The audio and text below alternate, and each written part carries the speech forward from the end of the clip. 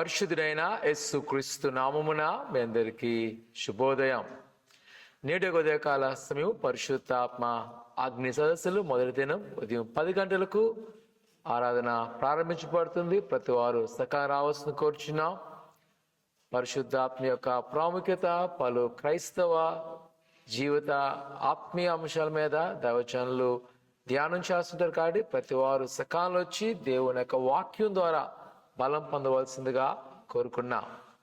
నేడొక వాగ్దానము కీర్తన 121:4 ఇజ్రాయేలు కాపాడువాడు కొనుకడు, నిద్రపోడు. యూదా ప్రజలు వారు ప్రతి ఏటా దేవుని యొక్క మందిరమైన యెరూషలేముకు వెళ్తున్నప్పుడు ఈ యాత్రా కీర్తనలను ఉపయోగిస్తూ ఉంటారు. వారు చక్కగా పాడుతూ వారి ప్రయాణంలో దేవుని యొక్క శక్తిని, ఆయన కృపను జ్ఞాపకం చేసుకున్న కీర్తనే ఈ 121 సంకీర్తన. మరి ముఖ్యంగా ఈ కీర్తన ఒక నిరీక్షణ.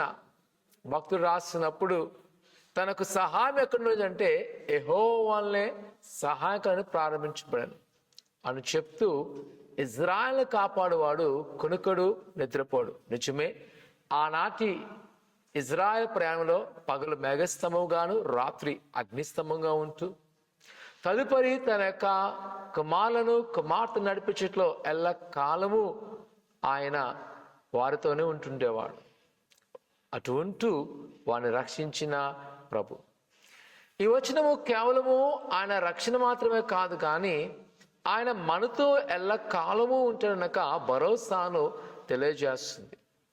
నిజమే ప్రియ కుమార్తె, ఈరోజు ఒకవేళ నీతో ఎవరూ లేరని, నేను ఎవరు ఆదరించట్లేదని, నీకు సహాయం చేయను అనుకున్నావేమో, మనల్ని కాపాడువాడు కొనుకడు, నిద్రపోడు. ప్రభువైన యేసుక్రీస్తు వాగ్దానం చేసిన దేవుడు అని ఎన్నడూ తన బిడ్డలను విడిచిపెట్టేవాడు కాదు. కావున ఆయన సంపూర్ణ నమ్ముకుంచండి, దేవుడు మీకు సహాయం చేయను. ప్రార్థన చేసుకుందాం. పరిశుద్ధుడా, దేవానికి కొన్నాళ్ళు ఉదయకాల సమయంలో ప్రభా నీ కుమారులను నీకు మాత్రం జ్ఞాపకం చేసుకోండి. నువ్వు ఇచ్చిన వాగ్దానం ప్రకారం వారిని ధైర్యపరచండి, బలపరచండి, నీ కృపాక్షేమలతో నింపండి.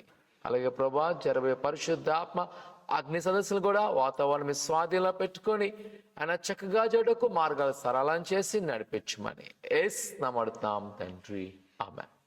త్వరగా దేవుని యొక్క మందిరానికి వచ్చి పరిశుద్ధాత్మ అగ్ని సదస్సులో పాల్గొనండి. అలాగే మీ తెలిసిన వారికి కూడా తెలియజేసి వారిని కూడా ప్రోత్సహించవలసిందిగా కోరుకున్నాను. దేవుడు దీవించును గాక.